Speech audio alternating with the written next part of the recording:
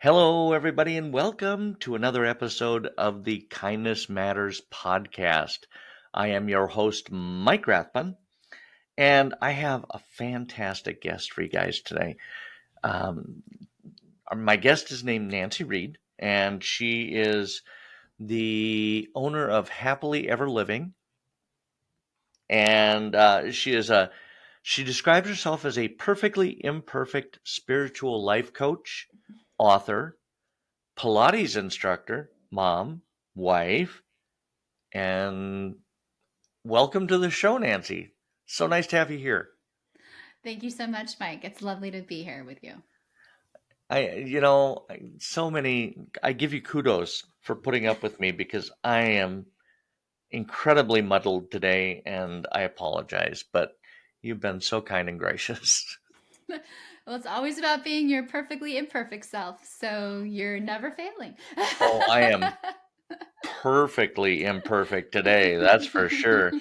When we first met, well, let me go back. Um, a spiritual life coach. Mhm. For my guests that aren't familiar with that term, what exactly does a spiritual life coach do? Well, what it means is that in addition to traditional life coaching, which I'm also certified in, which means that I can help you to look at your life from a holistic place and be able to see where you are now and where you would like to get to, and to really encourage and hold that space for you to do the inner work that is required in order to get to that next experience in your life.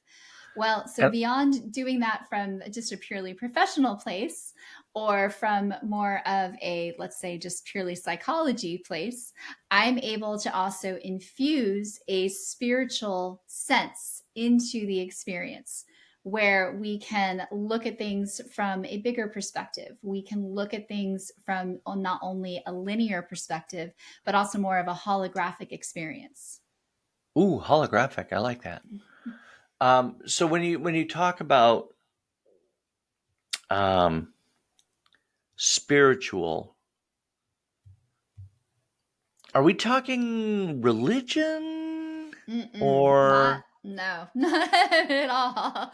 No, nothing specific. I know that there are some coaches out there that are different specific religions and they have that in their title. But for me, it's more that if you're wanting to work with somebody like me as a spiritual life coach, what that means is that you're willing to look at things on different levels, not just on what's here and now as far as your physical experience, but also looking at your spiritual experience, which is more of like the essence, right? Or the energy of your presence, and how you can infuse that once you come into alignment in a secure and confident place with that, then how you can infuse that into all aspects of your life, whether it be just your general lifestyle, whether it be into your professional experiences or your interpersonal relationships.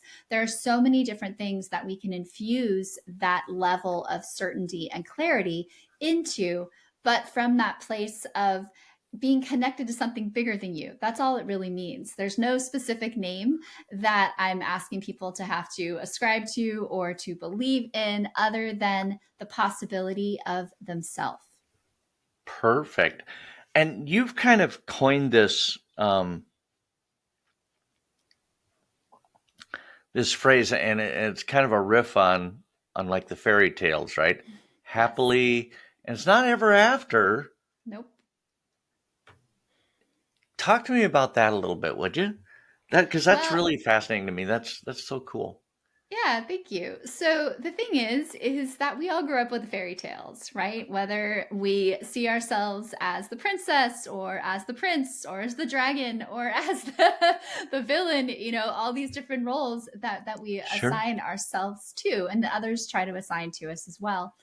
But what I wanted to do with my work is to apply what has personally been such a game changer for me, which is to go from waiting for the after, everything else is perfect in life, to instead finding your happiness now and knowing that you are the author and the heroine or the hero of your own story. So you don't have to slay the dragon first Mm-mm. or wait for the prince to come and kiss you awake. You can Nope. start living that right now. That's right. Anytime you decide. And that's the amazing thing is that your now moment is whatever now is for you. And so if right now isn't quite there yet, that's okay. Be gentle with yourself. There'll be another now moment, and then another now moment, and another now moment, because now is the only time that it really exists. And so Right. you get to decide when that now is actually now. And whenever that is for you is always going to be the perfectly imperfect time to begin. Again, anything that you've been waiting for something external to you to give you permission to say yes to. Yeah. And that's one of the big foundations of coaching, life coaching especially, is, you know, this notion that you're waiting for something else to happen. I know I've been certified as a happiness life coach, and it's like the whole thing is, I'll be happy if I win $1 million, or I'll be Mm-hmm. happy if this happens or this happens. And you don't have to wait for that. You can be happy, Mm-mm. and you can choose to be happy and take the steps, and that's happiness life coaching, but it works the same this way, right? Absolutely. And I mean, whether you put whatever adjective or any sort of word in front of the word life coaching, it's all the same. It is. It Right. really is. It just might be coming from a slightly different place. There might be a little bit different in form, but the content's the same. So Sure. the intention is the same. And a really good coach is someone who is going to empower you, the client, to know that the answers are always already within you. Even if they seem like that the coach is able to quote unquote help you get there, what a really good coach does is they hold the space knowing that you are already there, but you just don't believe it yet. And so they speak to you as though you are actually being valued and valuing yourself at the level of your dream, even when that dream hasn't come true yet. Right. Yes, absolutely. So now, and I love the fact that you refer to yourself as perfectly imperfect. And I think a lot of us would be happier in life if we just recognize that we are imperfect beings. But now tell me about your book, because you have a book as well that kind of goes along with this. Yes. So my book is called Happily Ever Now, Not After Everything Else is Perfect. And it is a gentle guide for overcoming the paralysis of perfectionism by embracing our innate guidance. And it is part memoir. I share my own story, my perfectly imperfect, nonlinear journey. And then I also share testimonials of clients that I've worked with privately, and I have a 1 week mindset reset, sort of like a primer, to get you ready to experience my 12-week Happily Ever Now program that I usually offer only in small groups online or in Oh, person. But as a gift, I decided to include it in the book. And so you can go at your own pace. You can repeat it as many times as you want. It's so much fun to get to repeat it and see how things have shifted in your own experience. And then beyond that, if the reader is really loving how they're feeling and what's possible when they are embracing being their perfectly imperfect self, then they can also reach out to me and work with me privately. They can come enjoy one of my group programs, or they can enjoy my new online course, Living Happily Ever Now. And there are just so many other things, and there's more books coming as well. ooh, more books coming? Yes, they haven't been officially announced, so I can't say anything, but Okay. they are on the way. They're in the works. Yes. That's awesome. And we can find my our listeners could find that on Amazon, I'm guessing, or where? Yes, they can find it on Amazon, but I actually do have a dedicated book site, which Oh, is happilyeverNowBook.com that they can go to. and of course, when this is all done, there'll be links to your website Um, is it actually It's NanciReed.com. NanciReed.com? Yes, not Boom. too hard to That's so remember. easy. Thank you for making that easy on everybody, me But it is especially. it does have an I at the end though. So it's Nancy, Right, yeah, I should. Nanci You're the only Nancy I've ever Reed. known that has spelled her name with an I. So do you have Yes. to say that a lot? Nancy with an I I. I do. But it's okay. Yeah, People it's are okay. understanding and then they'll go, "Oh, that's memorable." So, good thing. Well, and it's special, just like you. So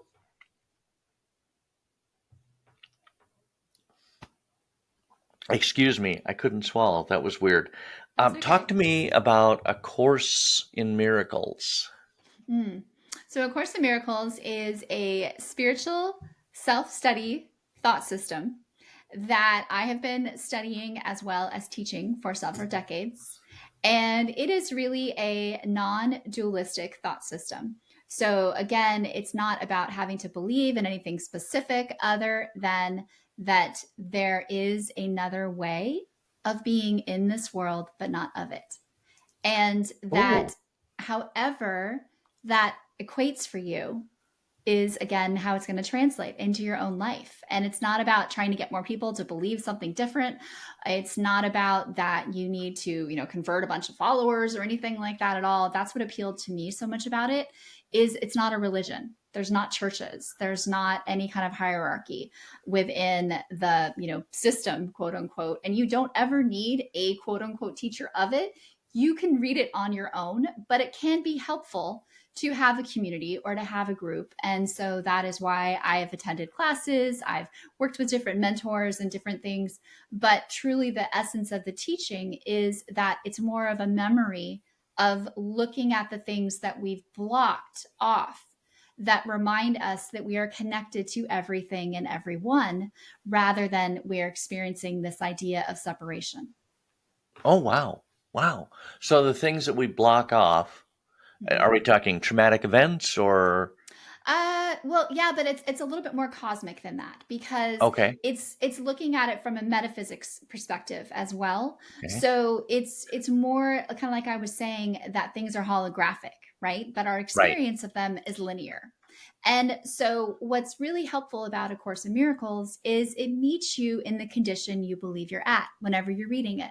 And so, in the moment, we all believe that we're these individual bodies, right? We all believe that we have these personalities that are distinct, that are separate, that there's only certain people that we can love or that we have compassion for, and that there are people that we don't like, right? And it right, doesn't say that you have to be any different in your day to day life, but it does speak about the difference between the brain and the mind. And at the oh, level of the mind, which is this non temporal experience of oneness, then that's what it reminds us of that we are still connected to. So that even though we might feel like that we're separate from that source of us, whatever you want to define that to be, okay. there is that memory that lives within each of us. And those are those moments where we find people and we have what's called, quote unquote, a miracle, a shift in perception, a shift in the way that we've seen them or that we've seen ourselves. Oh, okay. I think I understand that, which is weird for an old guy. Um, and when we talked earlier, and it was so much fun to talk to you, just, I mean, because we just Thank let go, you. right? And you were talking to me about something that you came up with called 32 favors. And I Mm-hmm. absolutely, because this is a show about kindness and what have you, that was such a fun story for me. Can you talk to the audience about it? Yeah, absolutely. So 32 Favors is a micro philanthropy project that I came up with when I lived in the city of Angels, Los Angeles. And I didn't know a single soul there. And I was starting my own business at the time of teaching Pilates and having my business for rehabilitation using Pilates, and then kind of doing coaching on the side too, right? And starting from scratch, not knowing anybody, choosing to make a business during the recession. Yeah. So So this was like 2008 time frame. exactly, Okay. it was so the idea for 32 favors actually came about in 2009. But I moved to LA in 2008. And so I was, starting to get clients here and there, but I wasn't doing really, really, really well at that point. And yet I had this dream in my heart, and I knew that I was supposed to be there. And so I had an apartment, and I had my rent paid, and I had my Pilates studio rent paid, but that was about it. Beyond that, I was seeing lots of cancellations from the clients that I did have. I was seeing, just no new business coming in, even though I kept putting myself out. So I had this thought after having a dream, and dreams have played a really big part in my life. For those that decide to read my book, you can see how much they've actually really shown up, especially very, very, very lucid ones. And so in this dream, I had this experience of needing to run a race, and a race that I was afraid to run in because it was hurdles. And I had this past experience of falling down and getting injured. Yet I kept running until I completed the race. And I didn't have to win it. I just needed to finish it. And in the dream. And then the morning I woke up and I was like, that's interesting. Well, I wonder if there's something about completion here. I wonder if there's something else that I can be doing with my time rather than just moping about all the things that aren't coming together, and feeling sorry for myself, and what Sure. woe is me and all this stuff. And so instead I thought, well, I do have time right now. That's the one thing I do have. And I know a lot of people right now are under the gun, feeling like they've got to work multiple jobs. And for the jobs that they do have, they've got to cling to, or all these things during the recession. And so I thought, what could I do with my time to make it be valuable? And how could I serve others by doing that as well? And so I had this thought that, well, maybe I could do favors on behalf of other people. And so I started with that idea, and I posted on Craigslist, if you can believe it. And I started an email chain to some of my friends and family. And I said, hey, I've got my rent paid for the next month, basically. I've got my studio rent paid, and I don't know what's beyond that. But I am committing to sharing kindness, and to share kindness in whatever way is going to be the most helpful. I'm going to do one favor a day. So, do you have anything that you would like to send me to be your emissary of for kindness? And it could be something small, it could be something, large, quote unquote, but it just needs to be something doable within my parameters of living in Los Angeles, being this person that I have a car and I have, so much means to things, but my heart is available, basically. And people loved it, and they started jumping on and board, and they gave me this list of all these things, and I started a blog. And this is when blogs were still kind of new. And so I had this Sure. blog where I discussed every day the favor of the day. And people started sending me requests from all over LA, from all over the country, if it was things that I could do virtually, like, calling somebody on the phone, offering them encouragement. Somebody said, if you just went in and shared a smile with a stranger, and then talk about the experience of that as far as, like, the pay it forward. But what I made different with my project of 32 favors was that the recipient of the favor didn't have to do anything in return. They didn't have to go out and do another favor for someone else. They could if they wanted to, and some Sure. did. But they also could just send me on my way, or they could just say thank you, or they could say, hey, I have a favor that I wanted you to do for somebody else. And so it was just Oh, this very free flowing sort of thing. Like, one person asked me if I would help deliver flowers on Valentine's Day to this florist that was struggling in their business, and they couldn't afford to hire somebody to be their delivery person. And so I oh, did. cool. I'd never delivered flowers in my entire life. I'd never done anything like that. But I said yes, and I showed up. And I remember the owner of the business, she looked at me and she was like, why are you doing this? And I was like, why not? and so Exactly. Yeah. Well, the flower delivery person is probably one of the most beloved people yes, on that yes. particular day. So that, oh, how cool is that? Yeah, so it was amazing. So for 32 days, because that's one day longer than the longest day of any month. So that's what I committed to doing, was to Okay. show up and be that emissary of kindness, and to extend that kindness. And so the number of people that I met, that I connected with, that started following me from Facebook, my blog, all these things just blew me away.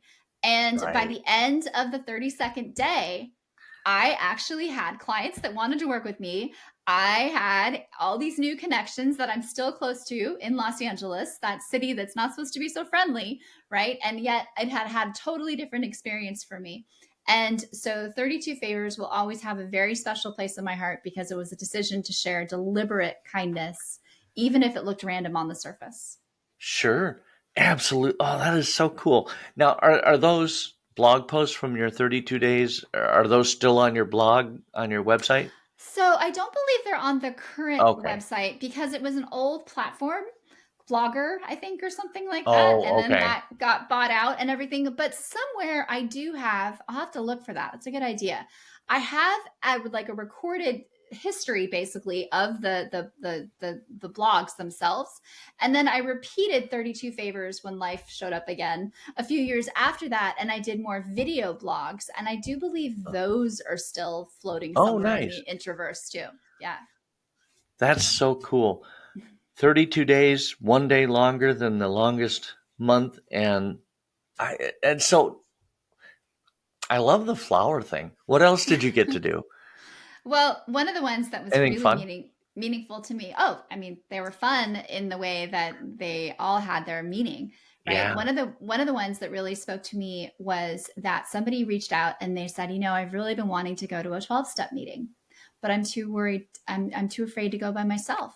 Would you go with Oh, me? And I was like, yes, okay. So had you I ever went. been to one before? Nope, I hadn't. And so I showed up, and, my stepdad was in recovery for many, many, many years, but I'd never gone to a meeting with him. And so Sure. I'd heard stories of that.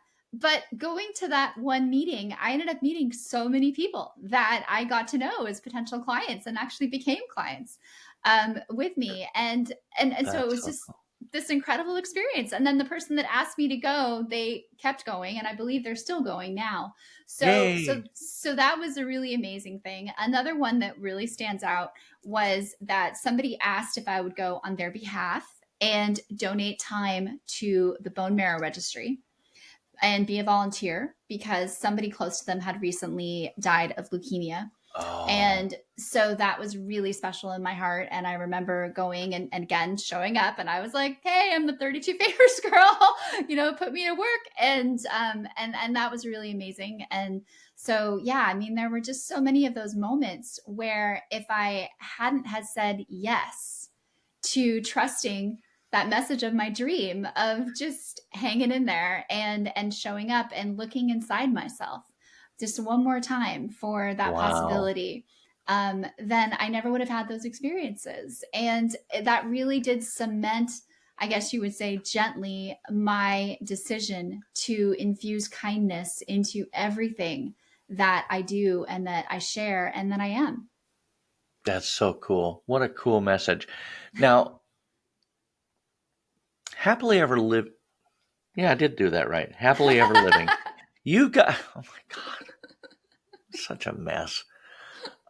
You've got something coming up special in the new year. Do you want to talk about that? Yeah, so in the new year, I am going to be sharing my online course, which is Living Happily Ever Now. And in addition to that, I'm also going to be offering some live sessions to go along with it, too.